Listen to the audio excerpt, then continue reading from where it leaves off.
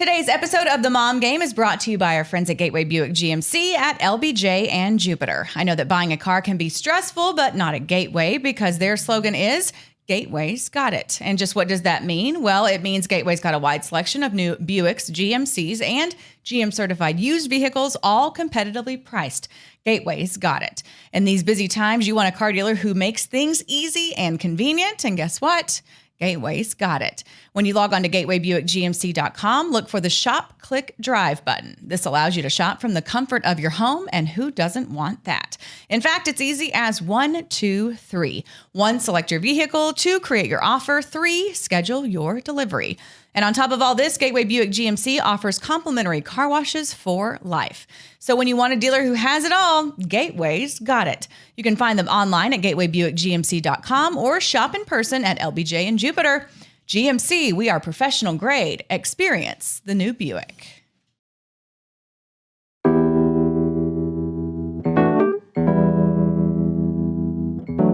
Hello, everybody, and welcome back to The Mom Game. This is episode 65.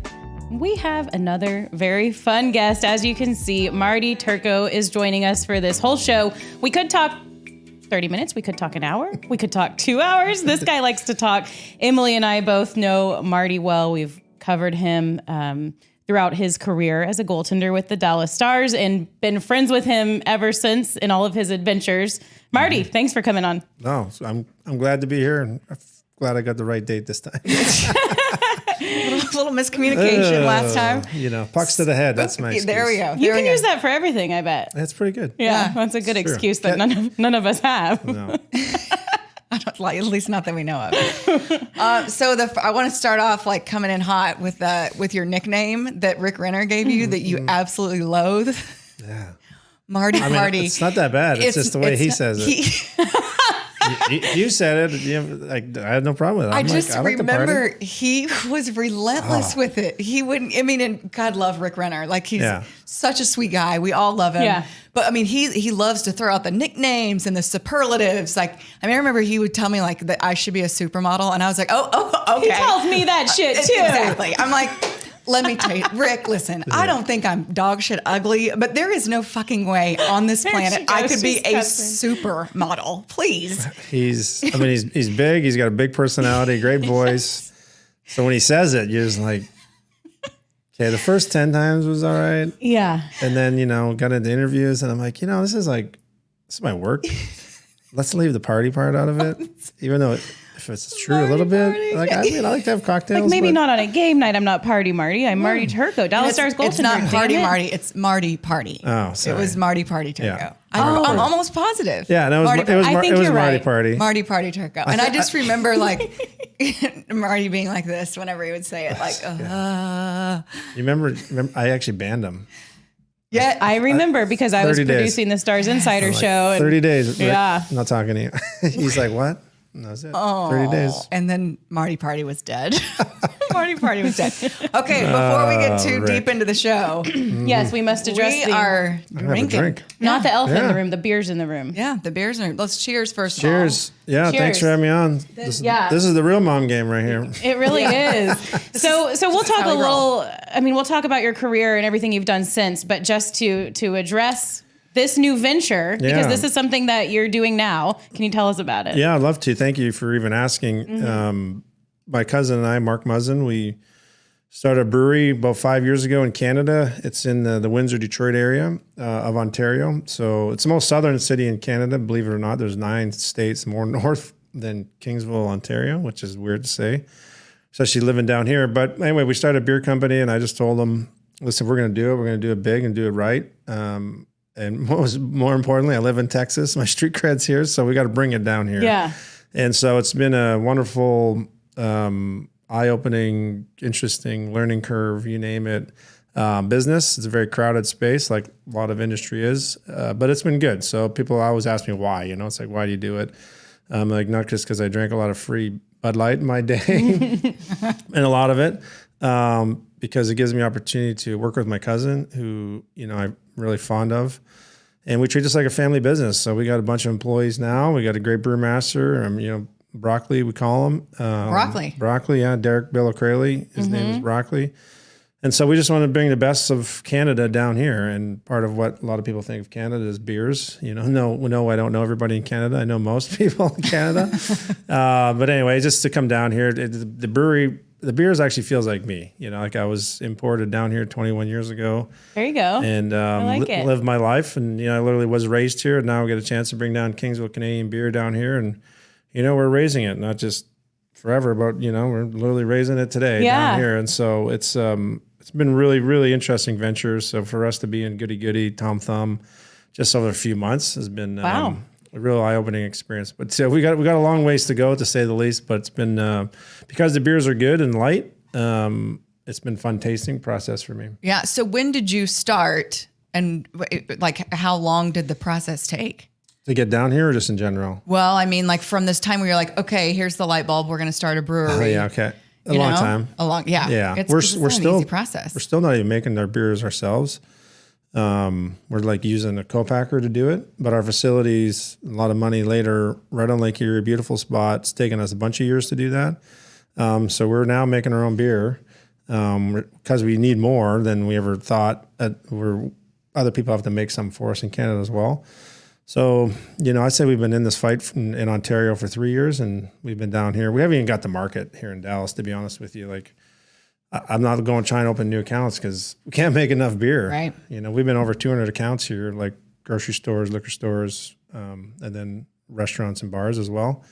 So it's been good. We've got great reception. This is a place that I call, you know, a place where I can cut my teeth a little bit more than if I went to Houston or Chicago, where, you know, my relationship's a lot deeper. So if I bloody my nose and I make a mistake, I think I can learn from it and not get buried. You know, you got to make sure you have enough beer and support the bars and restaurants, and then learn the game too, because Canada, the laws are different, distribution is a lot more unique. And so anyway, we're learning, and we've got a great team around us, and this market's been great. Hockey fans are the best, and we look forward to getting out there and having more people try them. And two, is this something that you always thought, like, not particularly this business, but I want to do something after hockey? I want to, you know, because a lot of guys, you know, think TV, or do I do this, or do I that? You've done a lot of it. Yeah. I mean, you've done a lot of stuff. I want to talk about some of it. The business aspect of it, is that something that's always intrigued you, is like to have a business of your own? Yeah, for sure. Probably the biggest kicker was, you know, my parents didn't have their own business. My dad was a steel worker. My mom cut hair. It didn't come from them. Certainly the confidence and, you know, the work ethic did. But ever since I went to the University of Michigan and watching all my teammates and classmates, a lot of them athletes, turned out to be successful in the business world. You know, just watching them kind of, you know, piqued my interest, knowing that it's not my forte. It's not my experience. I mean, I'm walking into the Stars office recently, and I look around, and, you know, there's kids in the bullpen, 20-some years old, and they had more experience than I did on the business side of the sports. And so just surrounding myself with good people.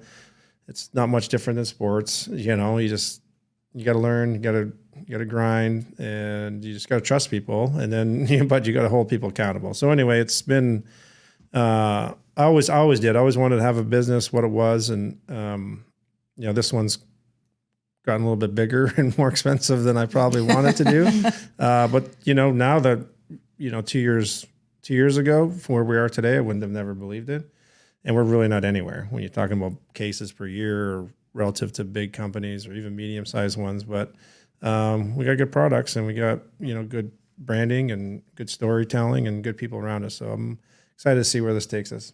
So if people want to buy it, because I'm a few sips in, and it's, what's the one that I'm having, that Emily and I are both having? This is a true German style Hefeweizen. So it's like a wheat beer. Uh-huh. And, you know, there's a lot of Hefeweizens out there, but not compared to IPA. And the world, never mind the United States, drinks 80% of it drinks lagers. You know, Mexican lagers, American, Canadian lagers. Is lager different from IPA? Lager is definitely different. Lagering is like it's a cold filtered process at the end that makes it just super clean, super crisp. And that's, you know, while your Miller Lite, Bud Lights, Coors, all that, Modelo, you name it, Molson, they're all lagers. Okay.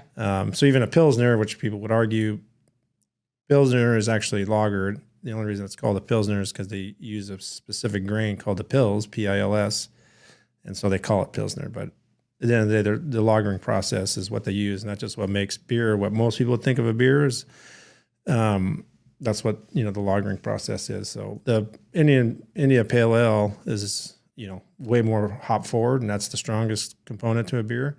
So that's why it's a lot more unique. And some people, it's one I love it or I hate it, and there's really not too many people in between on the IPAs. I had no idea I was a Hefeweizen fan. Wow. Yeah, me either. Not all of them are great. You guys are lucky. This is one of the best ones we've had. So you can buy them where if people want to buy them? All over. I mean, Goody Goody's been great. Tom Thumb, the Albertsons family's been awesome to us. Total Wine has been great. You got to go in the import section. I can't wait we're going to make beers here at some point. Right. And that'll just put us in the Texas craft section. Right. As you walk in there, it's like bells and whistles and lights are going off, and then the import section over here. Because it's Canadian. Well, only good news about the import section Texas. is that the Mexican beers are there too. Oh, there you go. Yeah. Those are very popular and always will be. Well, the number one selling beer in Texas is Modelo. Is it? It's not even from Texas or the United States. We all wish we were vacationing in Mexico, I think, all the time. I think that's where that comes from. We could float down there if we wanted to. Well, cool. This is really cool. I mean, I've heard you and seen you tweeting about it and posting pictures about it, but didn't really know the story there. So that's really cool. I'm proud of you for taking something like that on because, I mean, you are a former athlete. You've been in the TV world, but you still have the day job with the Dallas Stars too. Can you tell everybody what you're doing there? He rolled in. I was like, "Oh, did you?" He goes like, "Oh, I didn't have time to go home." He's like a business guy. So I said like, "Oh, were you playing golf?" He was like, "No, I was at the office." I was like, "Oh shit, I totally forgot." Yeah. You have a real job. I'm at the office. How did that all come about? I have a great staff. It's been, having the job helps with this. To be honest with you, Tell us the job. The job is, I'm the president of Dallas Stars Foundation and the VP of Business. So when then executive Brad Alberts, our now CEO, brought me on board, it was just, like a lot of professional athletes that just retired and had a decent career. But he's like, "Hey, just show up at games. You want to learn as much as you want to learn? Come to the office and hang out with me."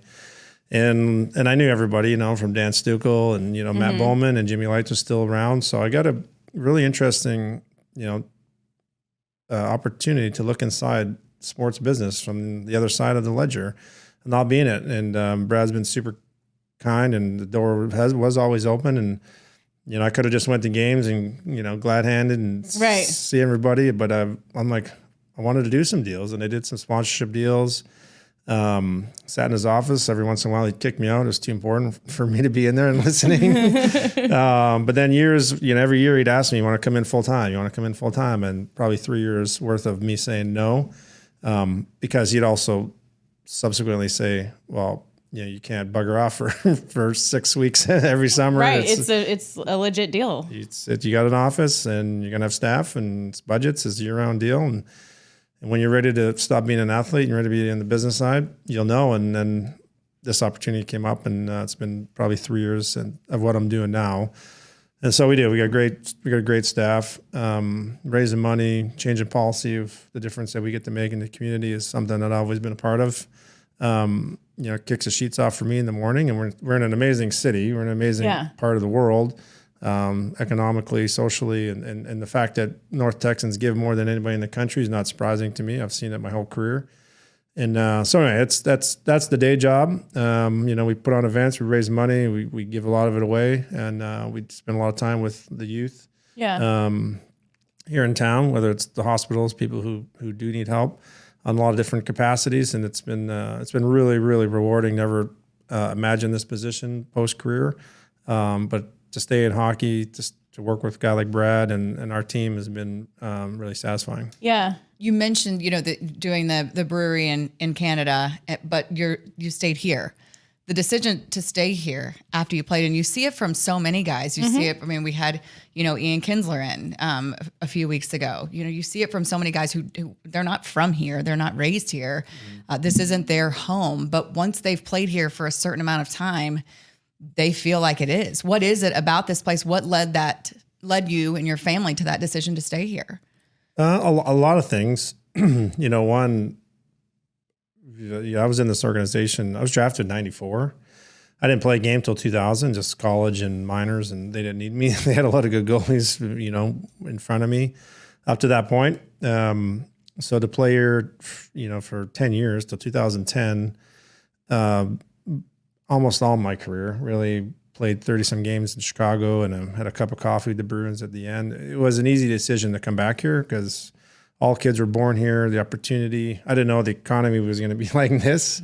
But I always knew there's business opportunities.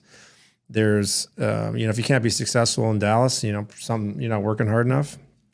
And had a lot of my relationships as well. And so my playing days, I couldn't, I was jealous of people who started a business during their career, because it's a way better opportunity to sell beers, for example, while you're playing, because people are paying attention with the social media opportunities. But for me, with my size, my skill set, and my mentality, I just knew I had to put 100% focus into stopping the puck on a daily basis. And if I thought maybe I was giving attention elsewhere, that it would affect me. And that's just who I am. And you got to know yourself and look long and hard in the mirror.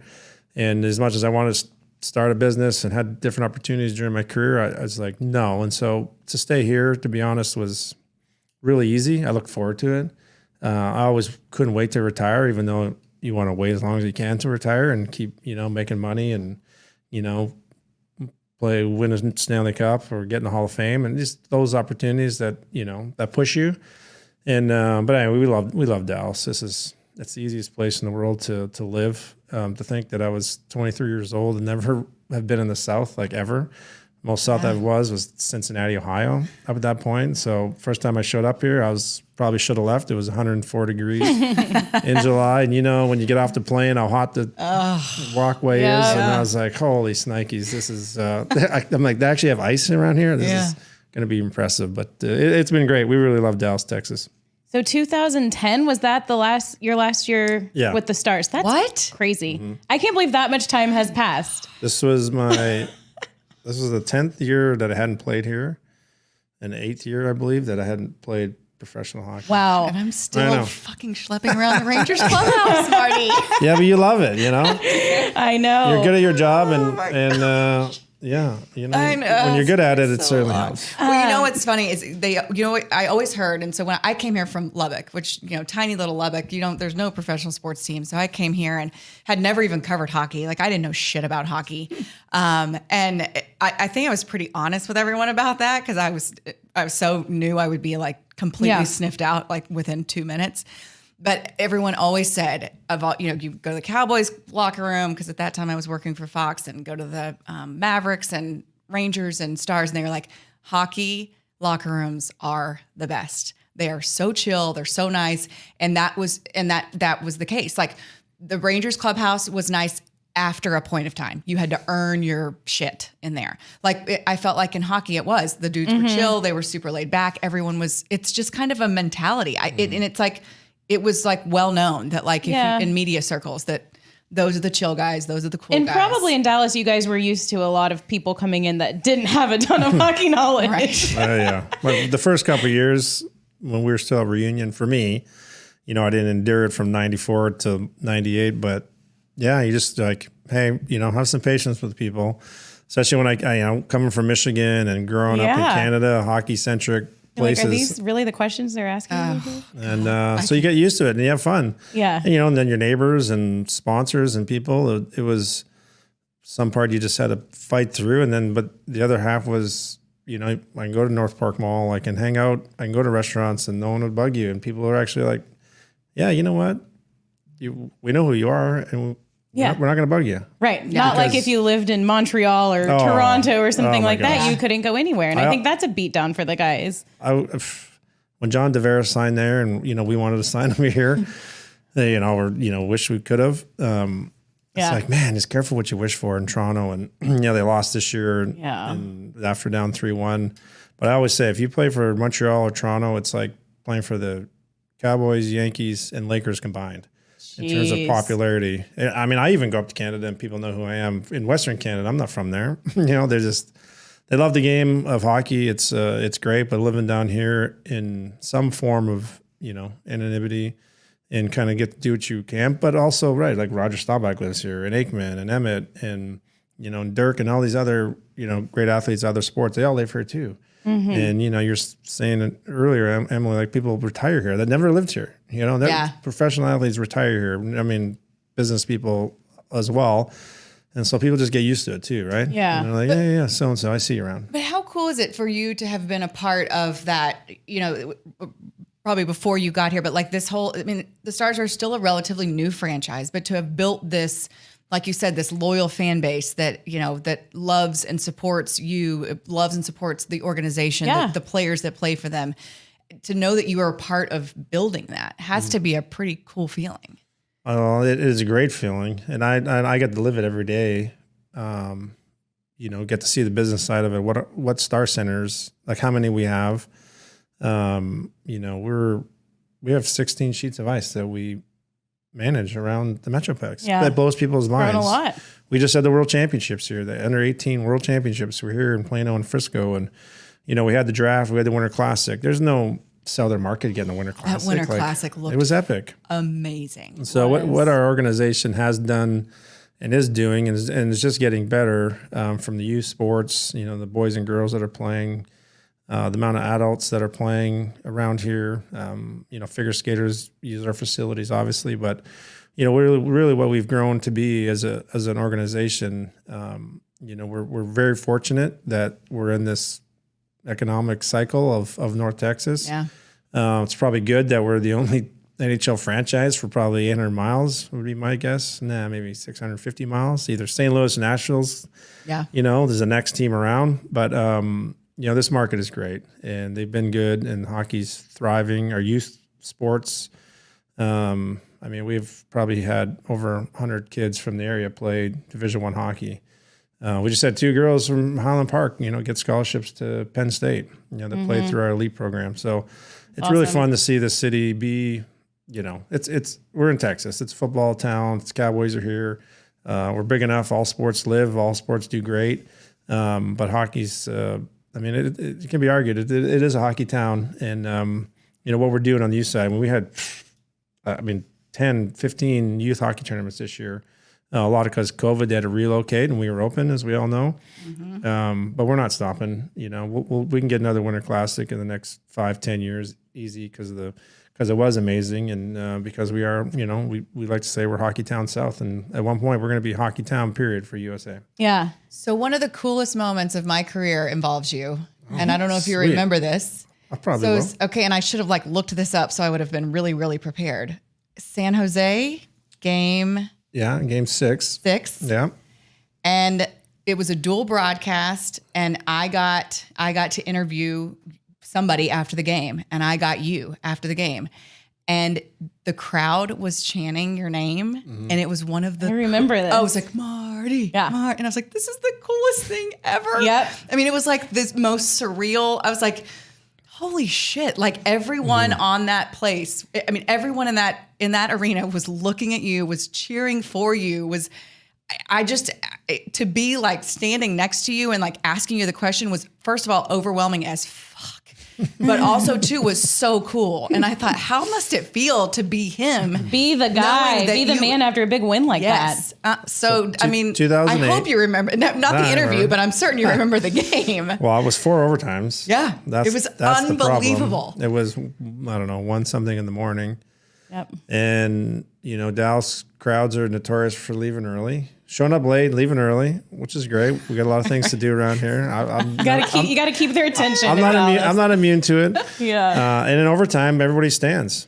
And my wife Kelly, she was pregnant with our youngest, who was born later that summer. So she was probably 6 months pregnant, and she didn't leave. She was there the whole game, and she had to stand just to watch. And whatever that was, 10. And we had after the handshakes and all that stuff, right? People were still in the crowd, and that late 2 a.m. Yeah, I'll never forget it. I woke up the next day at 8:15. Yeah, I don't know why I agreed to do a phone-in interview somewhere, but I was so excited, and it was Game 6. We had to go to Detroit. I don't think we left the next day, but we might have to go play. So Yeah, it was surreal. And so, yeah, I remember it like it was yesterday because, for us, that was an unbelievable experience. A lot of people still talk about it. I hear about it at least once a month about that game. It was unreal. It's pretty crazy. And that to me shows you hockey is, and hockey on TV is great. And hockey in person, playoff hockey in person is with fans.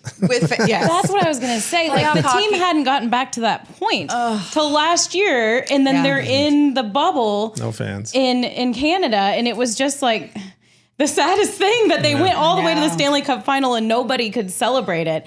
But for you being, however many years removed from it now, it's been a while, but being so involved with the team and just remembering moments like we just talked about, is it still hard for you to kind of be retired from the game? Because I know that passion really never leaves a professional athlete. Yeah, it doesn't. I've reserved to the fact that I can't do anything. It's like not only do I want to be part of it, but I can't help. But now I'm like, well, you can't blame me either. Yeah. I took enough criticism over my career, which is, goes with the territory. I don't miss it anymore because it's been that long. First few years though, when you're watching playoffs, you're like, man, I just think you can help, even if sit on the bench. Do you watch games like this? No, I feel like now I'm my dad, right? These stupid commercials you see, but we call to play. Yeah. I just know when they go in before, the red light goes on, just goalie's reaction or whatever happened. So I watch. There's still guys that I've played with. Yeah. Not that many. They're starting to, trickle off really fast. So I'm just cheering for guys that I know. And even though I didn't play with Carey Price in Montreal, I'm like, man, and still going. He's playing great. He's just fun to watch. Yeah. And I just watch players that I enjoy watching, and it's playoff hockey. The first round is the greatest because 2, 3, 4 games a night. Yeah. And, I could sit in front of the TV for 6 hours. And if you start drinking during the first period of the first one, it gets a little bit long. There you go. Got to keep it going. Yeah. So I try not to do that through the week. But you're right. There's nothing like playoff hockey. And no offense to any other sport, there's just nothing like it. It's pretty cool. So it seems like every athlete I talk to that's retired, they of course they miss the game, they miss the competition, they miss blah blah blah. It's the locker room. It's the locker. It's the locker room tomfoolery, the hijinks, the bullshitting, the plane rides, all pranks. those things, the pranks. All that. Is that true? Is that true for you? Yeah, it's true. I think our sport, we weren't immune to having fun. So hanging with the guys is definitely, the main part of what you miss. That locker room, you make it. That's home. That's his home. You spend so much time with the guys. But to your point earlier about what makes the hockey locker room so great yet humble, is that our game is so high paced. You travel every other game. We don't set up shop for 3 days, 4 days and homestands or what. We're just like always on the go, and the game's so fast. And even if you have the 2, 3, 4 best players in the world on one team, that doesn't mean you're going to win. Mm-hmm. And when I look at our most iconic person probably ever in our sport, Wayne Gretzky, to this date, and I'm pretty excited to see him go on TV next year to cover the game, is, he's the most humble guy I've ever been around. I've seen him in his moments when putting Brett Hull in his place or Teemu Selanne, which I find, really amusing because he is the great one. But he's so humble, and he was such a leader, and all he cared about was the guys and to win. And he would do things, the stories that I've heard. And so when you look around our locker room, it makes sense. You're like, this, if he's humble, who are we? And I miss the locker room, the camaraderie, the winning and losing chance. Brendan Morrow and I talk all the time. It's like probably the most proud thing that we say is every year we showed up in training camp, we looked around, we said, yeah, we can win a Stanley Cup this year. And, from Tom Hicks, was owner majority of my career, just him giving us a chance to win is like, that's cool. But we had a blast doing it. We had a lot of fun, probably too much fun sometimes. But looking back, we really have no regrets of how it all went down, and missing the guys is certainly tough. And, retirement's hard. I think not enough people talk about how difficult retiring is for athletes. The only people that really care is either your mom or your ex teammates. They get it. Yeah, I mean, because your wife's like, well, I've been doing this shit by myself for like the last 20 I'm just glad fucking to have you years. home. So Yeah. saddle up, kid. I've told you to slow your roll a few times. Now Right. you get it, bro. It's like, remember you did knock you down a pedestal? Here you go. It's a good one. Welcome. Welcome to the party. Yeah. So the statistics are brutal across all sports. Hockey's not allergic to it either. And it was hard. Even though I look forward to retirement, it was just hard. Yeah. Right? You just had to It's just get a man up. a whole nother world. Yeah. Everything that you've put all of your time and energy and passion into for so long, it's just kind of an abrupt halt, I would imagine. On skates when I was 2, playing in the league when I was 4. Wow. So I don't remember not playing hockey. So when it ends, you're like, ugh. Well, Sucks. Then what do you do? Yeah. well, and it's like what Ian said something very similar to you, Ian Kinsler, when he was talking about like, he was like, I didn't have the energy to be like the guy in the clubhouse that would answer all the interviews. Like all my, in same way, we talked about with his family, like, Tess, his wife, had to take on so much because he was literally focused all of his energy on staying in a big league lineup every MFing day. And so for you, post-retirement, were you able to did the light bulb go off and be like, oh shit, this is what Kelly's been doing for the last, 15 years while I've been trying to, and granted what you're doing is important, obviously, but did you have a whole new appreciation and perspective for what she had been doing? Yes. And I don't think I needed much to know because I did. And she still handles it with such, class and grace that I'm like, I couldn't do what she does anyway. And thank goodness she's still got the small town Canadian vibe to her that it just oozes out of our kids. We hear it all the time. Oh, they're chill and they're sweet and, they got manners. I'm like, it's because of Kelly. So it's probably a good thing I wasn't home. I kept playing till I was 36 years old. So my influence was a little less extravagant than it is now. Although the middle one, she seems to be a chip off the old block, so it's been entertaining. Ages, boys, girls, ages. Girl, boy, 19, 17. Got one in college. 19? 19, yeah. Haley's 19. Kaylin's 17. She's to be senior. And then the little man will be 13 in August. So we got a little runway left with some fun, even though he's about to be a stinky boy. He's not quite there yet. You playing hockey? He's playing hockey. Just did a week-long sleepover camp for tennis. Cool. At John Newcomb down in South Texas. So, they're growing up. Yeah, one in college. What was that like freshman. taking her to college and where's she at? She's at Miami of Ohio. Great school. I'm proud to say I put it on the radar because I played against him in college hockey, So There you go. it's just the school's older than Michigan. It blew me away. It's a really awesome campus, super safe place, just highly revered academically. And Haley's really smart. And so she went there, dropping her off. And my whole, my whole dad and me over the years is like, all right, there's going to come a time when she's going to call. And it's like, oh, this sucks. I want to come home. And you just try to teach them that, just to be themselves. And she was an independent person. And, but then you drop her off during COVID and I'm like, if she would have called halfway home, I would have turned around and went back and got her because we live in Texas and Texas is different than anywhere else, including Ohio, especially back in September when we did it. But it was hard. I think I made a good move.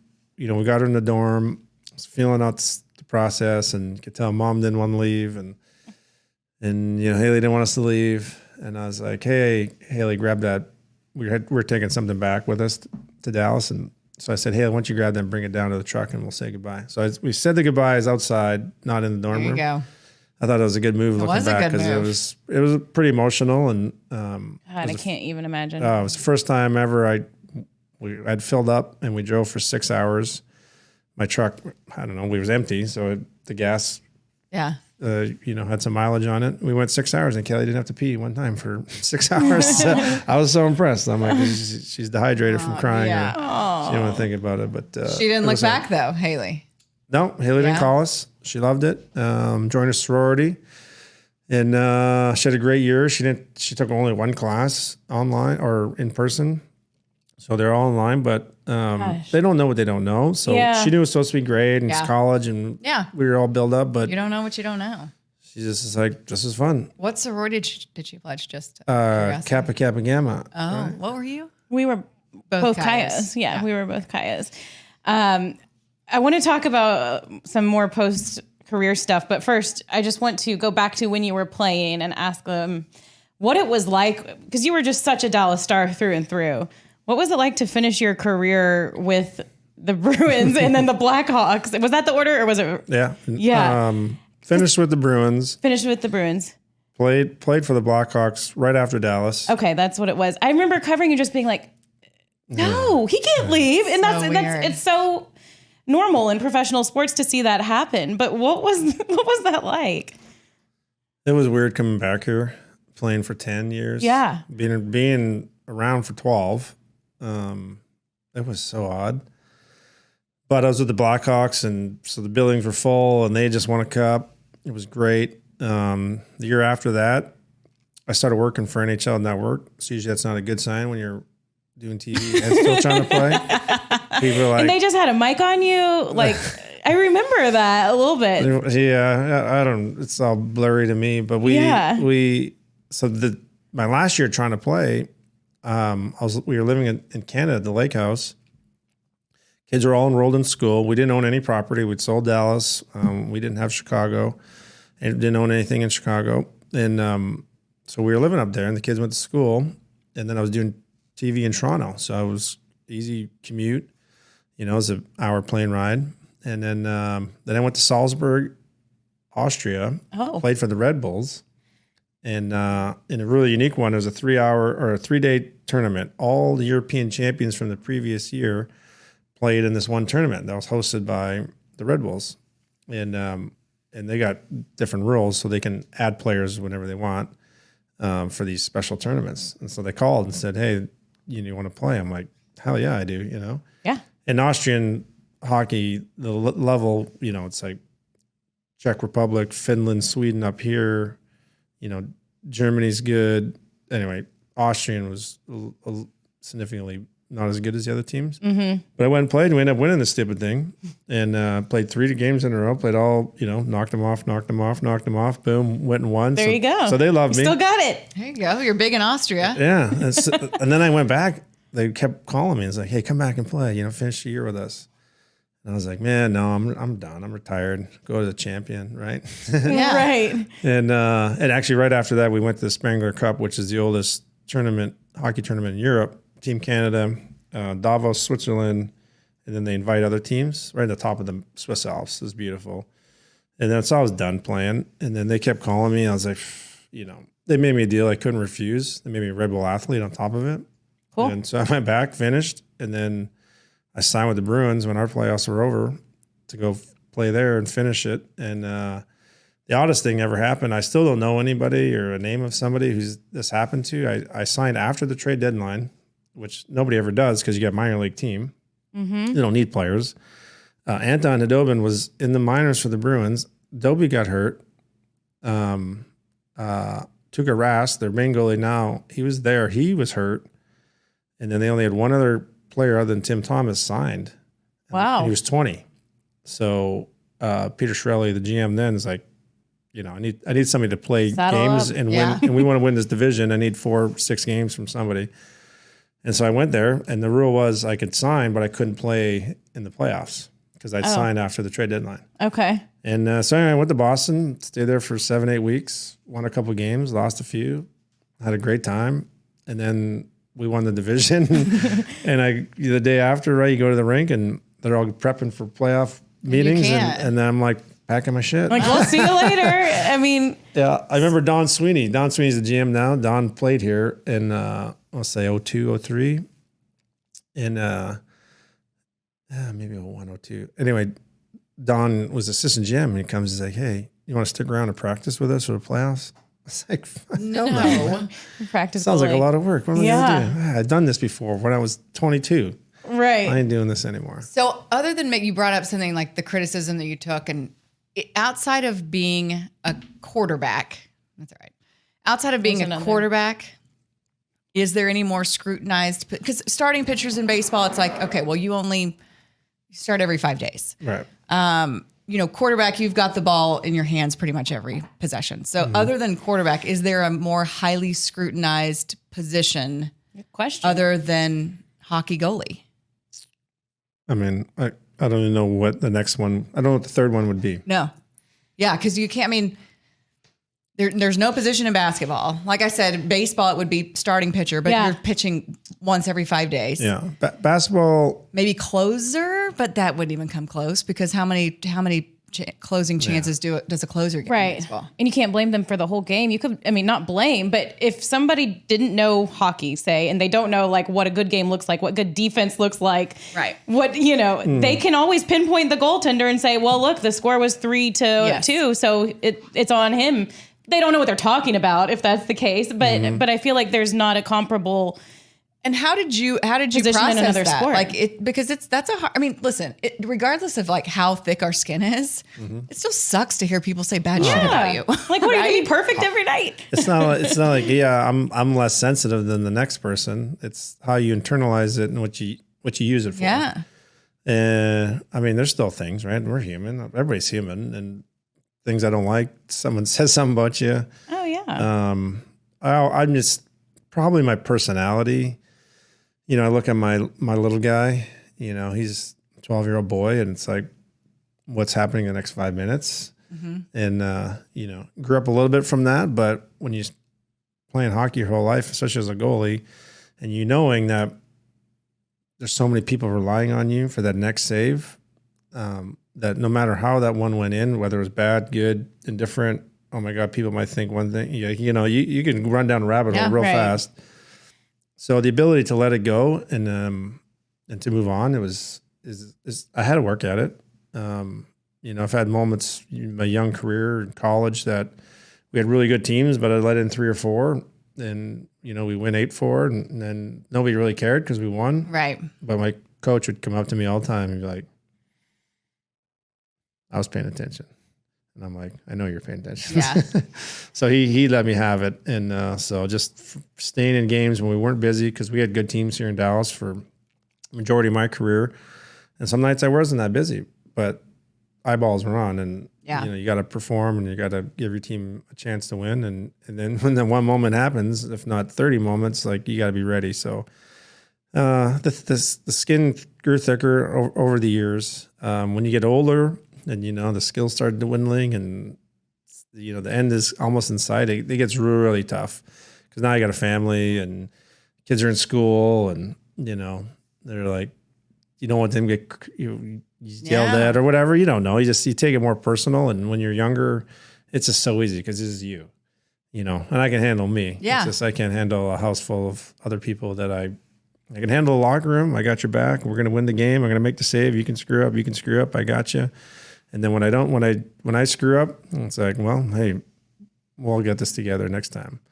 Yeah. Craig Ludwig gave me a good one time. God, I love Luddy. Yeah, he's such a good dude. He told me early, I hadn't played a game in the NHL yet, and he played with Patrick Waugh in Montreal, and Patrick, for whatever you want to say about him, crazy French guy, the guy was a champion, and Luddy was just a stay-at-home defenseman, and even when he was younger, out of college, in Montreal, he goes, I love Patrick. And what made him a great champion? I said, we all knew he made great saves in Game 7s and Game 6s and overtime. He goes, but never once did he, when we let in a goal, and it was clearly my fault, he never once, threw his hands in the air or shook his head or did everything. He always tapped me on the shin pad and said, hey, that's my fault. And to be that around, probably goes a long way. Yeah. Oh, well, it's the powerfulness of the job, which is the unfairness of being a goalie. But some people just handle it a little bit better and then learn those moments, right? And that's, my favorite part of having a business and working for the Stars and having a staff is getting to relate some of those stories and real work, real time stuff, and having a different team and then having a pivot, right? I don't have the locker room. Can't treat it like the locker room. Definitely cannot do that. A lot of ladies. Not this time and day, and having millennials, on your workforce. but just taking those moments and, a lot of what I've learned about myself being a goalie and how to handle people and handle yourself after tough times is what it's actually what makes what I'm doing now probably the most intriguing, is that I just didn't realize, man, I don't have the experience, but then I got a lot to offer. Yeah. As long as you can articulate it in a way that makes sense and it's appropriate. But isn't that so great that like that story with you, Luddy telling you that story with Patrick Waugh and how it affected you, how it impacted you, and how it impacted you as a leader, and how that one story of how someone made someone else feel can make such a huge difference and change not your whole trajectory, but the way that you view things. Yeah. Like, holy shit, that's a brilliant move. Like, and what a long way it went with Craig with Luddy. Yeah. And then if I can provide that to my teammates, then, I would imagine great not that like would be. protecting a goaltender's mental state or mentality is a huge part of it, right? If a goaltender gets down on themselves or feels like the guys in the room are blaming him, like then it could go all downhill from there. And probably more people need to realize that, but that's a good story to just show that. Well, it's not all good you learn from too. You know? This is very true. And Eddie and I are pals, but Eddie wasn't nice to me. And, I just vowed after I said, I'm not going to be best friends with my partners, but I just was taught differently growing up. Right. I'm like, hey, just be a good teammate. It's more of a team between you two, right? That's how you hope to view it. And then, I was taught really young to play the game to win. My small little hometown in Canada, Morrow was like, it's not a small town, dude. It's a small city. I'm like, whatever, Morrow. Because I grew up in a small town, 700 people. I'm like, okay, it was a small city. You win. Morrow won that one. But, I'm a very competitive town, all sports. And I mean, like, dropping the gloves and the snowbank and fighting just to win. Learned it from there. But when I got to the NHL, or when I was playing college and minors and NHL, my mentality was to win, which, it seems like everybody do that. But when I ask people, what is a goalie's job? Everyone says, well, to stop the puck. And I'm like, well, yeah, that's 90, 85, 90, 95. And as Razor said, when you're really bad, it's 100% of goaltending is stopping the puck. But with the mentality of, wanting to win, that made a difference of how I approached it 24 hours a day. My sleep, all the other things that go into me. Obviously, I got to be good at my job, but no one gives a crap about me. When you're good at your job, what else do you do to make your teammates better? And to me, that was what winning was. And because we are in such a great team sport, the camaraderie we had, the relationship I have with my defensemen, the work we did, the communication level we did, and playing the puck, taking time to take them out, sacrificing dollars, sacrificing your time, your family's time. If it really meant winning, it was one thing for shenanigans, but like bonding and being together, like it was important to me. It was important to us and Morrow and I. And so we did it. And, we won more than we lost. And that's something that we are proud of, but that was just more of a mentality that we shared. And I feel like in this analytics driven age in all sports, that is not valued enough. And like me being in a clubhouse for the last 20 years, it's absolutely a real thing. Like I'm sorry you can't put a number on it, but like that vibe in that locker room, that clubhouse, what goes on at team dinners, if there are team dinners, all that stuff. If y'all are playing, practical jokes, and if people are clowning on all that matters so much. And I feel like that's one thing that, I'm all in favor of analytics and all that kind of stuff, but I feel like that's an aspect of the game that's never going to go away, and people are never going to put enough emphasis on it. Right. And I think people outside the game, I should say, any game, any sport. I even think inside the game, because, when like a lot of adversity helps bring teams together, and you can't create adversity. It just has to happen. So it's how you respond to it. But when you respond to it, it's what happens before that, of how tight you are. And I'll even claim that analytics, even though, the true, he or she gets on base more, this pitch works, Right. All the things that go into it.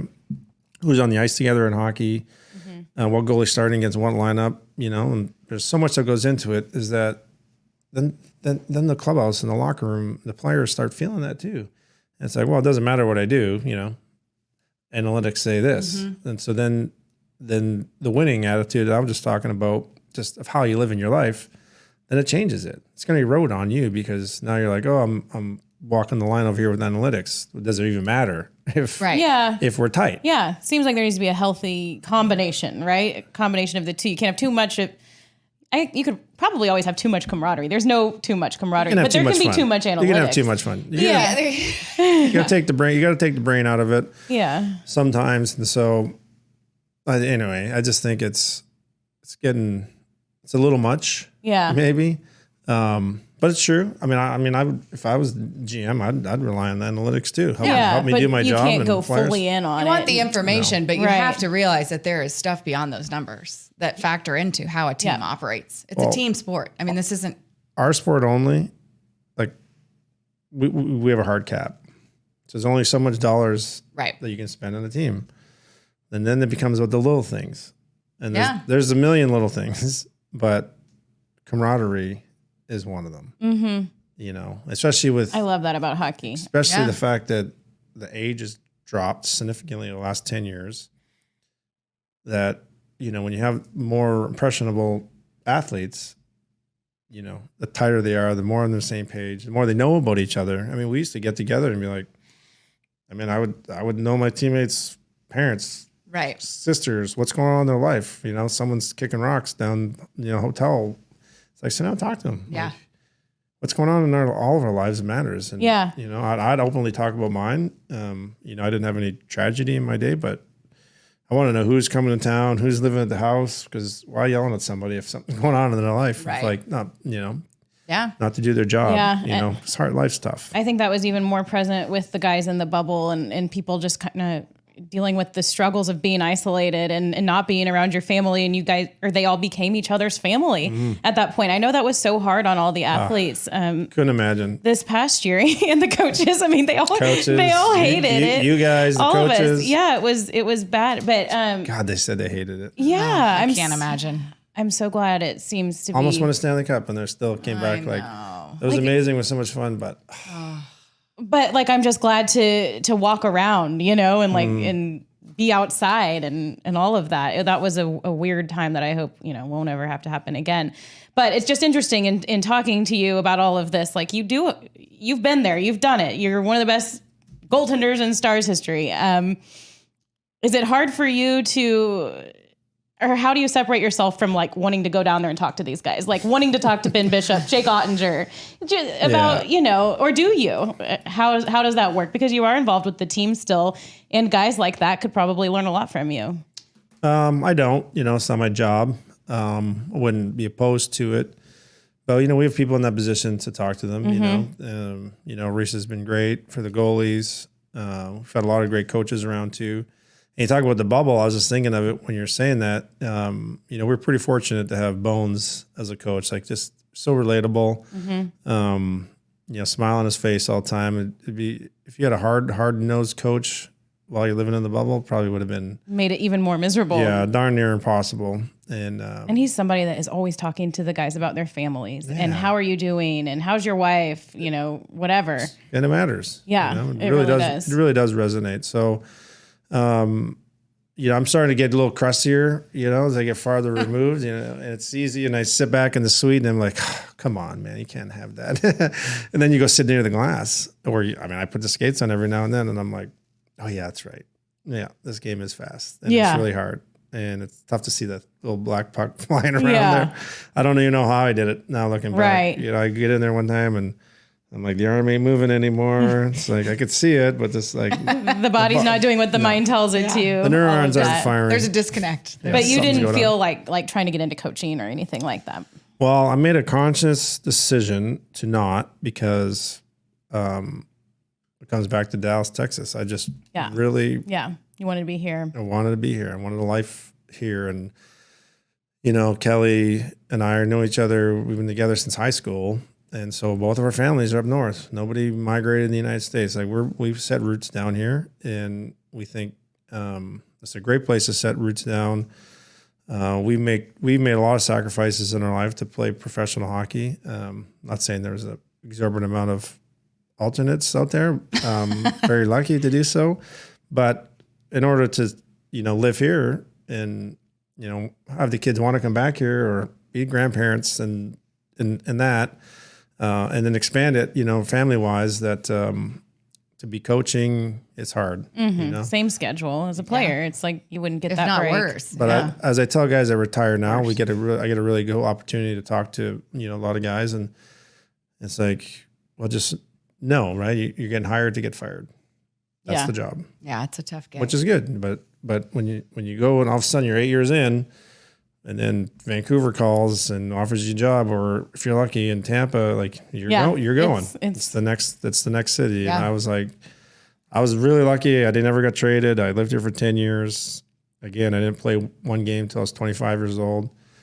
So I had a little bit different perspective, and I was just like, man, I don't want to be packing up boxes all the time anymore. Yeah. And even though I had great, Kelly was cool, she could do it.